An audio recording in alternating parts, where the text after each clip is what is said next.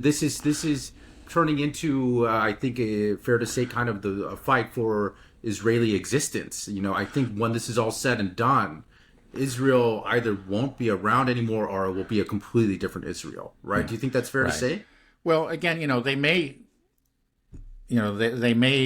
win, and it won't be a real win. It will be a Pyrrhic victory. I mean, they could end up achieving some kind of success against Hezbollah. It's not going to be a total success. They're not a success. They're not going to destroy Hezbollah. Hezbollah will remain, and I think almost certainly they're going to end up having to pull out. So, but they can do a lot of damage to Hezbollah. Maybe to the point, Hezbollah will just end up firing all the rockets and missiles that they have, and they don't have anything more. And then, I don't know You if don't that's really believe that? possible. Yeah, because they can make them. Apparently, they have the components, and they're continually assembling new ones. So they can do a lot of damage to them. Let's just say, and maybe they can do a terrific amount of damage to Iran to the point that I don't know. I don't really see it, but let's just say, just for argument's sake, that they had achieved some kind of victory. It would be a very ugly victory, but the Israel that would that would exist after that so-called victory, which I can't really conceive of, but let's say it happens. Sometimes there are things that you can't conceive of, and they happen. The history is full of surprises. It will be a very damaged Israel. Its reputation is already in tatters. I think it's right to say it's the most hated country in the world, hated by the UN itself, and it's only going to be worse. And it will have its economy will never recover from this. I don't think so. It's already very bad, but it will only get worse. That whatever happens, there's going to be damage to its infrastructure, no question about it. Damage to its reputation, which is very important to it.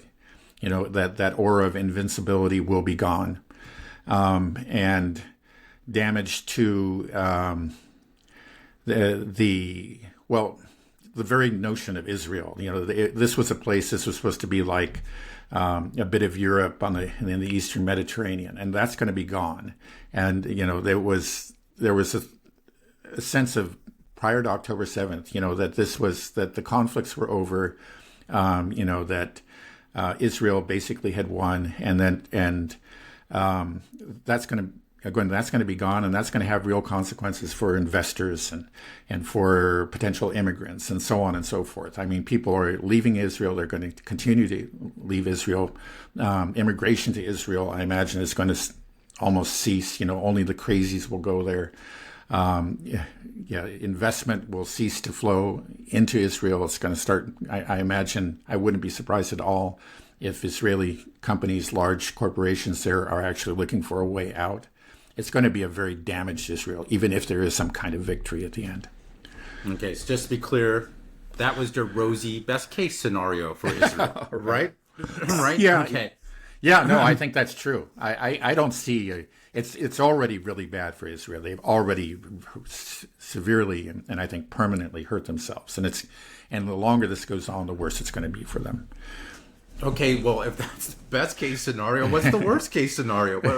What are we looking Well, at? the worst, the worst case scenario. Well, one is, Israel goes nuclear. They find that their backs against the wall, or they feel truly threatened. Again, I think Israel, its threshold for an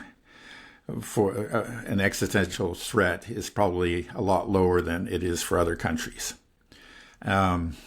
And they, at some point in the conflict, again, let's say if the missile exchanges, the air war between Iran and Israel, it does not go well. It's going very badly for Israel. They may just choose to go nuclear. They may choose to use at least one tactical nuclear weapon. That could happen. And again, that would, maybe they would achieve some kind of victory that way. Perhaps, Iran would just call it off at that point. Say we don't want a radioactive wasteland here. That could happen. But again, it would be at even greater cost to Israel's reputation. I think there would be severe sanctions placed on Israel. we're actually starting to see a movement to sanction Israel finally within Europe.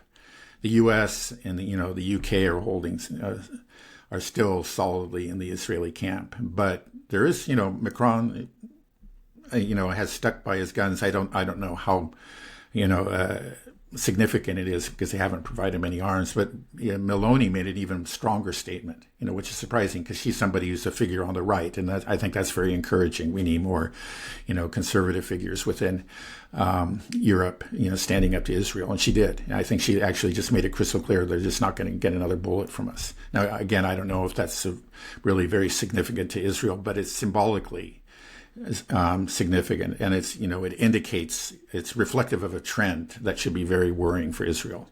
So let's say if they actually did go nuclear at some point, I think there would be severe economic sanctions even from the Europeans.